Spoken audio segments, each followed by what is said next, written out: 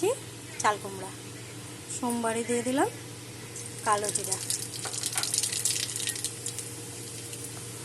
তেলটা যাতে না ছিটে একটু লবণ দিয়ে দিলাম। এখানে আছে ছোট সাইজের একটা চাল কুমড়া আর 6টা কাঁচা লঙ্কা।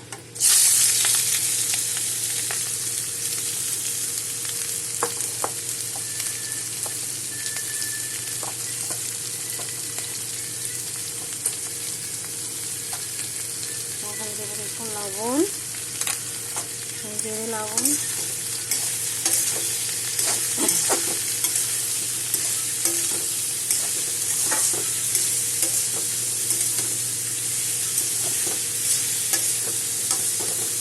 চার পাঁচটা মজে আসবে তারপরে দেখাচ্ছি।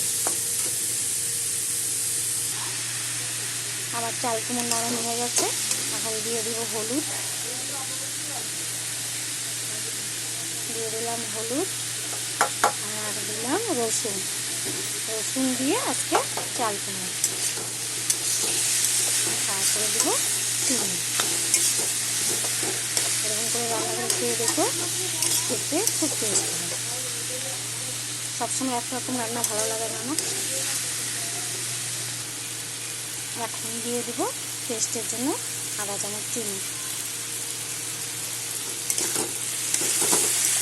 আমার চাল কুমড়ো, রসুন দিয়ে চাল কুমড়ো মোটামুটি হয়ে গেছে।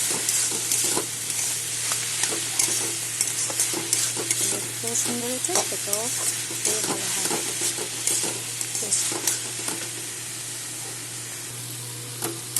আমার রসুন দিয়ে চাল কুমড়ো হয়ে গেছে।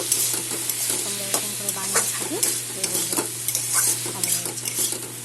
লাইক করবে, কমেন্ট করবে, শেয়ার করবে এবং সাবস্ক্রাইব করে পাশে থাকবে। Thank you.